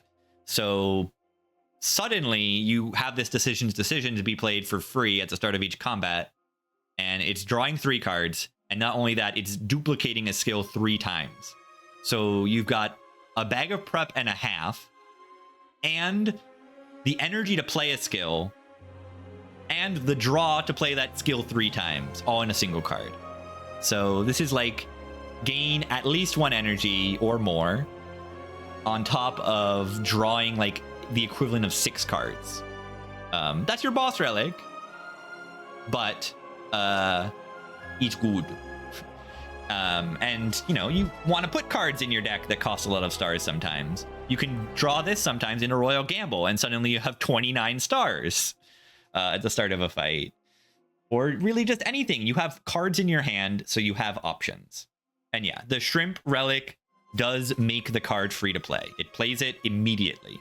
And it doesn't even put it on top of your draw pile. So this is 3 full draw on turn 1. And then you can even upgrade this card to draw 5. So then you'll have a full hand on turn 1. One of those cards played for free. One of those skills played for free. Decisions is very good. Foregone Conclusion. I've only had this card from Generation. It is a Seek Plus next turn for 1 energy. 1 energy next turn, put 2 cards from your draw pile into your hand. Gonna be better with a larger deck. Gonna be better if you want to set up powers. It can't be that bad because it puts card in your hand. It is essentially a draw card as well, like worst case scenario. It does put the cards into your hand before you draw your hand. So you don't get the information of what cards are already in your hand, but it's still good. I don't know. I can't put like a Seek below here. I just haven't played it enough to really know. Yeah, I don't know if you can see what the enemy is doing before you pick. So better once you know enemy intents, for sure. I am invincible. I cannot say that this card is incredible. It is 1 energy. Block 9. At the end of your turn, if it is on top of your draw pile, play it. So you can put this on the top with, like, what is this card called? Photon Cut. You can put it on top with Cosmic Indifference. I just haven't played around with this card too much. It's just a block card. But maybe if you get a bunch of Cosmic Indifferences, you can get some value out of it. You have Dexterity. For a rare card, I just don't think it is, like, that crazy. That's all. The Smith. I love cards and relics with the in the title. It says Forge 30. It costs 1 energy and I believe 4. That is correct. 4 stars. The Smith. 30 is a really big number. Really big number. This card can be duplicated with decisions. I've done that recently. Very fun stuff. 1 energy, 3 stars. Does it work if you have multiple of the Invincible? I don't know. I haven't played too much with it. But yeah, reminder, this is week 1. I've played this game for 50 hours. 10 of how many hours do I have in Regent? I got 11. I got 12 hours of Regent play. Yeah, okay. That's a reasonable amount of time to feel like I know something about the character. I'm fairly confident in myself. 1 energy, 4 stars. You know, this can even block if you have Child of the Stars in play. Pretty beautiful. And yeah, the density of this card is what is so good. It like immediately makes your blade do 40 damage. That is a big number. You can multiply that with Bone. You can multiply that with discard Conqueror. It's a good card for bosses and can burst down enemies occasionally. It's fine, I think. I think it's good. The Hubris. Now, I am not acting like this is definitive at all. This is mostly a time capsule, I would say. I think you can get something about the way I'm thinking about the cards. I think there's a lot to learn here. Even if the tier placements are not even close to being correct. Bundle of Joy, maybe the best card art in the entire game. 2 energy, add 3 random colorless cards into your hand, exhaust. This thing costs too much energy. This is like a transmutation from Spire 1. It costs too much energy. And the transmutation makes the cards cost 0. This one doesn't even do that. So this is a massive energy sink. I don't know. I can't put this very high at all. It's kind of like a Spectrum Shift, but front-loaded, but There's just no way this card is that good. There's no way. C tier is too kind. It probably is. You know, you're right. For a rare card, when am I picking this card? You're right. Yeah, Jack of all trades. No, Jack of all trades at least costs 0. This costs 2. I guess if you have Pillars of Creation, you can get some block out of this. So, wow, get your 9 block from this card. It's okay. I believe it upgrades to make the cards upgraded, which is fine. No, it upgrades to 4 actually. Sorry, upgrades to 4 colorless cards. But I want to rate it higher because of the card art. I can't. Look at it. How do you put this? How do I put this in at the bottom of D tier? Is this the worst card on the character? No. Crescent Spear is passable, not junk. Yeah, that's why it's in D tier, which is passable. Guards. This card is so super cool. 2 energy. Transform any number of cards in your hand into Minion Sacrifice. Minion Sacrifice is a 0 energy block 9 card. And then this card guards exhaust itself when you play it. It's really good. It's a Fiendfire, second wind kind of combo. It can exhaust status cards. It's very efficient block card. You can even save them in your deck for later if you need to block later, if you don't need to use them all. It plays a bunch of skills. It plays a bunch of colorless cards. It makes a bunch of cards for Pillars of Creation. Yeah, okay, this card is scaling. This card is block. Yeah, let's put it at the bottom of S, honestly. It's a pretty free click, and I think it's very strong. Very comparable to Fiendfire on Ironclad. It's scaling along with pure output, which is really good. And it's probably better than Fiendfire because block is generally more valuable. And crazy to say, it probably has maybe not better synergy than Fiendfire does, but similar levels of synergy to Fiendfire. You know, it doesn't have Dark Embrace. You can't make him draw the minion sacrifices, but you can make them give you strength with Arsenal. A 1-cost power that says whenever you play a colorless card, gain 1 strength, upgrades to gain 2. Which is a crazy upgrade. Insane upgrade, I would have to say. That's a big number. 2 strength every time you play a colorless card, which is pretty often. And you might just be putting colorless cards in your deck from your Niao reward, from shops. You know, you buy a Shockwave, you buy a Flash of Steel, you buy a Finesse. There's a lot of colorless cards in shops that are really good. You buy a Dark Shackles. There's so many good cards in the shop that are colorless. And they're pretty cheap in Spire 2 relative to the relics that are very expensive. And, you know, Spire 1 colorless cards were very expensive. So colorless cards are often the most attractive thing to buy in the shop, specifically the uncommon colorless cards. So I think Arsenal is like, I mean, it's your only strength scaling on the character really that is permanent. And I find this thing can make numbers very silly, very fast.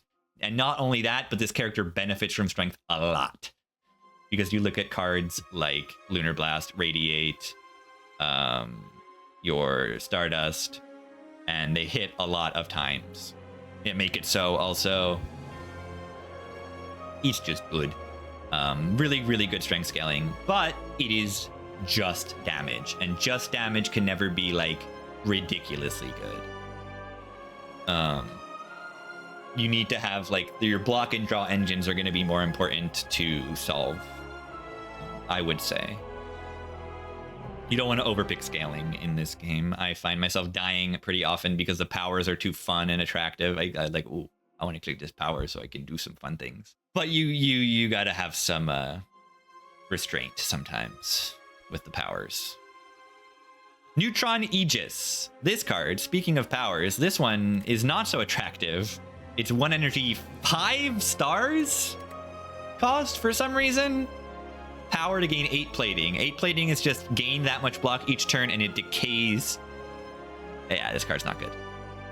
The numbers aren't that good on it. 8 plating is like okay, but like the star cost is just too big. That's all. Put it at the bottom of C. I don't know.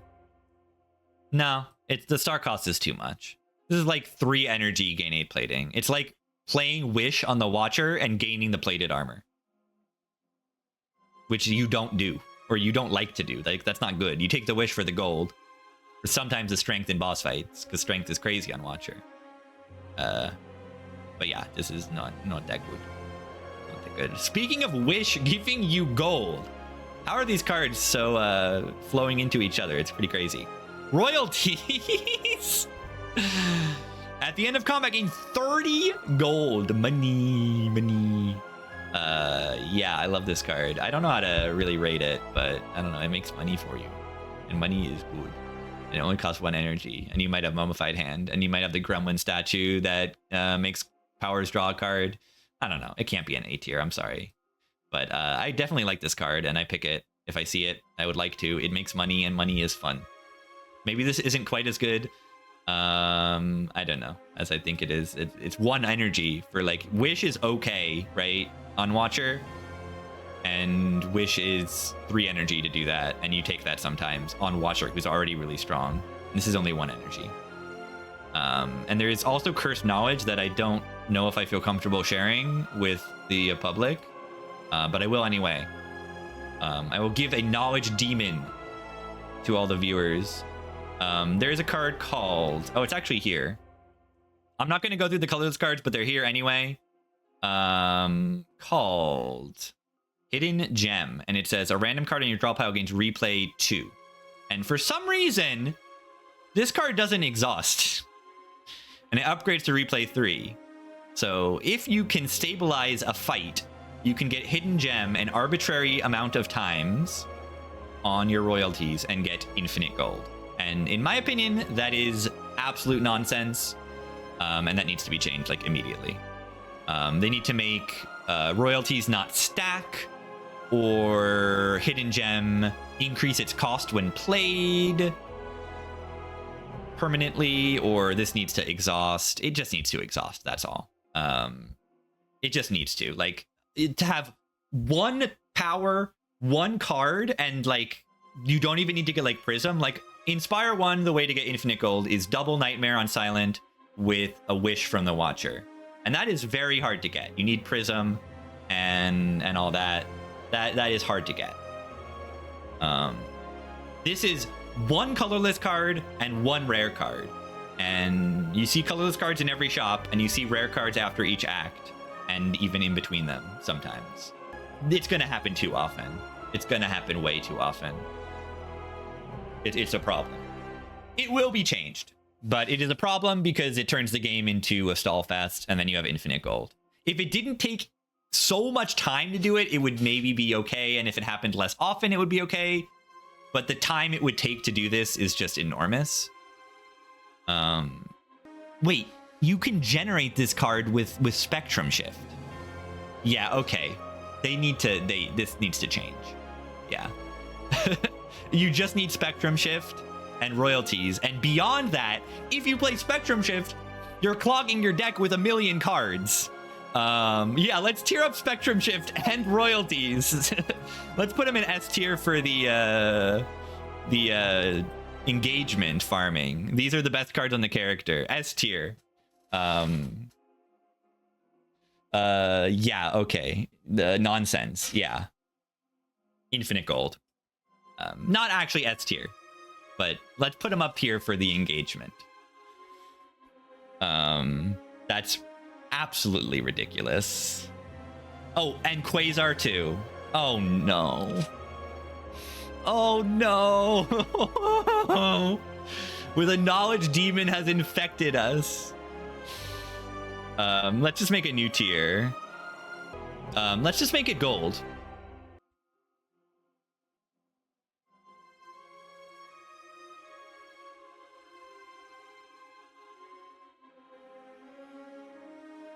This does need to be known. And where are the other ones?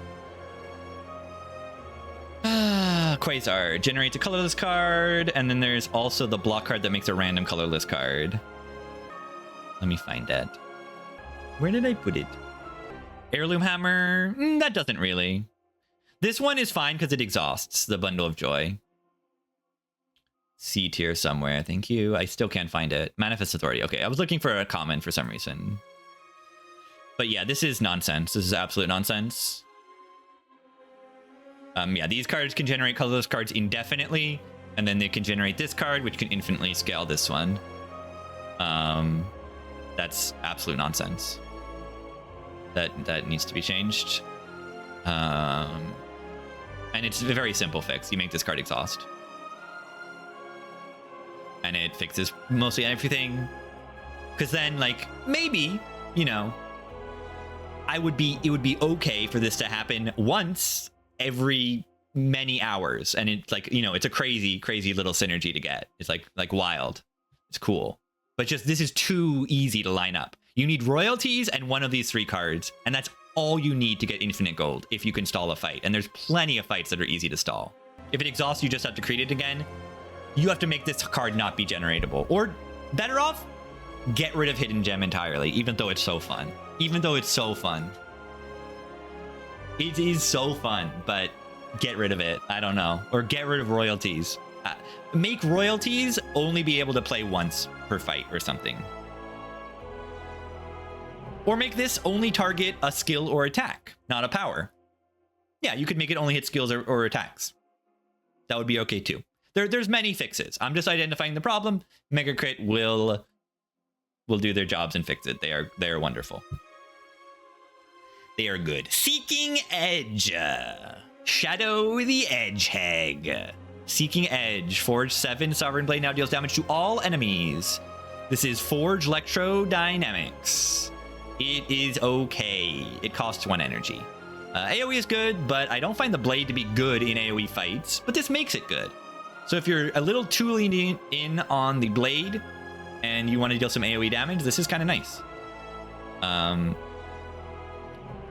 Problem is, like, late in the game, a lot of the elites are not really AoE. Some of the hallways, and they can be tough, are AoE, and like the queen is 2 enemies to target. Like, it's okay, but I don't think this is nearly comparable to Electrodynamics. If, like, Electrodynamics makes the cards for free, this just forges 7. It doesn't, like, make your Sovereign Blade play for free or something like that. That would be too good, but, you know, it's not free output. You have to play the blade to access it, so it's not that good. But it's not that bad. Okay, Heirloom Hammer might be too high. I don't think this card is that good. Fine. Tyranny. At the start of your turn, draw 1 card and exhaust 1 card from your hand. Free scaling, free draw. I can't put that very low. It is simply good. Tools of the Trade. Oh, wait. I didn't realize this before, but Tyranny, Bombardment synergy. You can use this card to exhaust Bombardment. That's cool. I would love to get that in a run. That sounds awesome. But yeah, this is like free scaling. Like this actually might be up here. I can see it because exhausting cards is extremely powerful scaling to get rid of bad cards and get rid of statuses.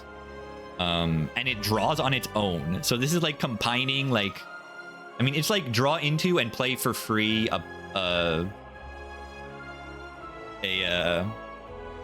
what is it? Burning Pact every turn, the Ironclad card. That's really, really, really, really, really good. Different from the Japanese expert one. Crazy. That's good to hear that we are not thinking the exact same thing. That is very cool. And good that, you know, people who want to watch both videos will have something different to think about. That is good. The Hermit was exhaust a card to gain block every turn, and you didn't have to exhaust. This one you have to exhaust, but you draw an extra card every turn. It's good. I like it a lot. Genesis. Phil Collins' favorite card. At the start of your turn, gain 2 energy. 2 stars, sorry. It costs 2 energy. This is a power. Stars are good. And this card is good. Because it makes star. I don't know. It's very good. I click this card when I see it most of the time. I want to use stars, and this makes them, and it upgrades to 3 stars. I almost would prefer it to upgrade to -1 energy to get it easier to play, because a 2 stars is often sufficient, but that just means you don't need to spend the upgrade on this as often. And yeah, this can overstack you on stars, which makes like Stardust a little bit better. And of course, lets you play these extremely powerful cards like Comet and 7 stars and, I don't know, Dying Star needs some, and Decisions. So, I mean, it's good. It's gotta be good. Hammer Time. This is a multiplayer card. But great name. When you forge, all allies forge as well. That's gotta be really good in multiplayer. You can get everyone with blades going around everyone. Oh my god. That sounds awesome for like Ironclad too. Ironclad with a big chunky attack that can get auto-played. And Ironclad doesn't even have to do anything. Oh my god. Quadruple your smiths. They need to do something in multiplayer more than just quadrupling the HP of things. Because like this scales like multiplicatively. That is insane. I love that. I love that. I love that. That is crazy. Increase the cost of Sovereign Blade by 1. Sovereign Blade now hits an additional time Sword Sage. 2 cost power. Second to last card before we get to the really cool cards. Sword Sage is a big power. Increase the cost of Sovereign Blade by 1. It now hits an additional time. This is very, very, very energy hungry card, but also it doubles the damage that your blade deals for the rest of the fight at the cost of 1 energy each time. So if you have good energy generation stuff, particularly maybe this card called Void Form, then maybe this is pretty sick. Because you could take like multiple copies of this and make your blade hit multiple times, and then with Void Form it's just free. Which is really cool and fun. So where do I evaluate this card? It costs too much energy, and the blade is not the strongest part of the character, so I'll put it in B. But if you're doing blade stuff, maybe it's better. It can be really strong. Yeah, maybe you have an Apo and you can upgrade the blade and that will decost it, and then this will cost it back up, but still. Pretty good. Interesting. Did you memorize the blade first before you played Sword Sage? Because that would increase it for sure. Also makes parry block twice. I don't think so. It's just hitting an additional time. You're not playing an additional time. It's not adding replay to it, which is like barely different, but it would not do parry. I feel like it should. I feel like that would be fun. They might, I could see that changing in the future to have a synergy with parry. Like maybe if parry, they get the data that people are not picking this card that much, which I can definitely see happening, then they change it to work with Sword Sage, and then suddenly, you know, parry gets a decent bit better. Reasonably niche situation, but still. Played for 3 in memories back, it's 1. Probably a bug. Probably a bug. Energy cost, things are notoriously buggy in Spire 1, and I expect some of those issues to prop up in early access. Monarch's Gaze! 3 cost power. Whenever you attack an enemy, it loses 1 strength this turn. Have a Piercing Wail in play for the rest of the fight. This is crazy strong, and I believe it upgrades to 2 cost to make it easier to put into play. Yeah, this is one of your strongest defensive powers. I haven't got to play with it too much, but like I cannot see this going below like A tier. It's I just know strength down is broken, and this is strength down. Eat attacks? Yeah, what if you have 0 cost attacks? Like this guy. Not broken good? I don't know. Yeah, it could be here. Maybe it's here because it costs so much to put into play. Don't really spam attacks. It's each time they are hit. No, you're saying you eat damage? Yeah, but then you play this and then you play a bunch of attacks and the enemy's not hitting you anymore. That's what happens. They're like 2 multi-hit cards? What? You are wrong. This card is multi-hit. This card is multi-hit. This card is played a lot. 7 stars is a multi-hit. Stardust is a multi-hit.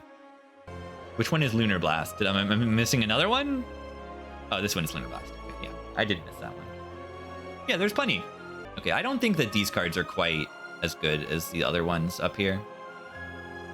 I think these are good, but they're like not quite S tier.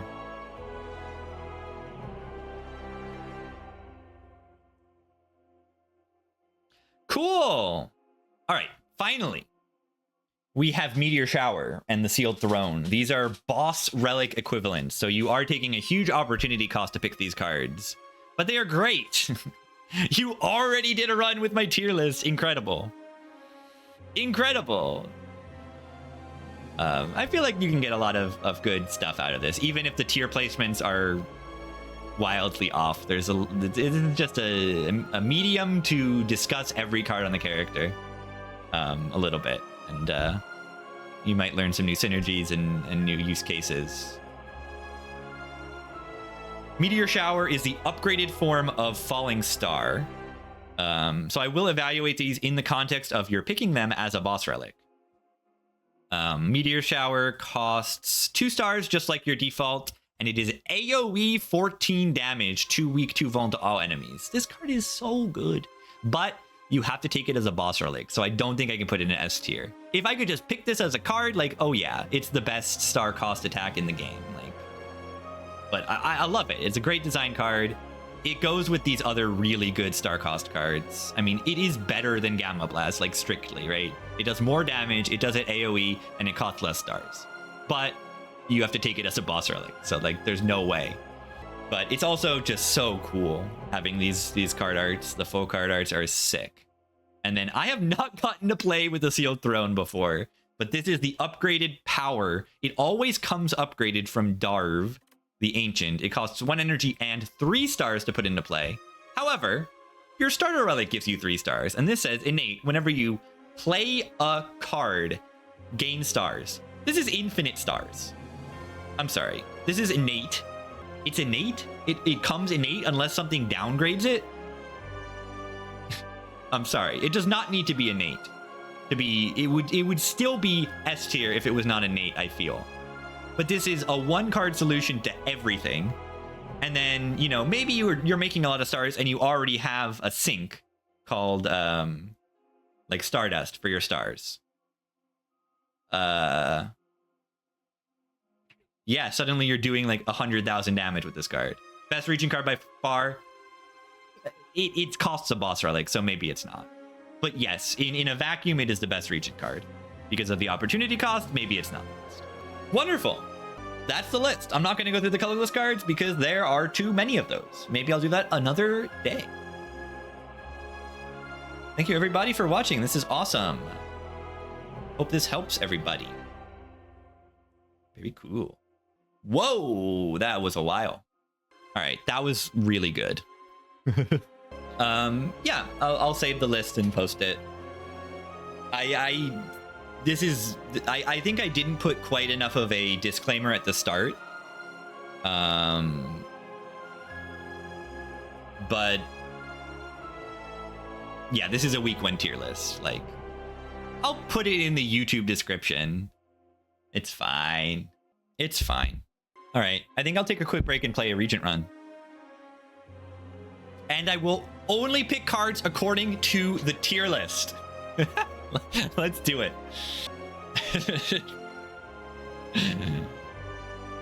I add outdated next week. Yeah. Or maybe I should do that once the YouTube video is uploaded, and then we can, you know, no synergy caveats. Yeah, I mean, there are. All of these are based around synergy. Look at every card that says star on it. They're in the S tier. Every card that makes energy is an S tier. Yeah, maybe I can then put the tier list run also on YouTube. That's a good idea. That's a very fun idea. I should probably get around doing the infinite gold at least once. But let's just play the Regent normally, and then I'll more intentionally follow the tier list later. Cool. That was super fun, actually.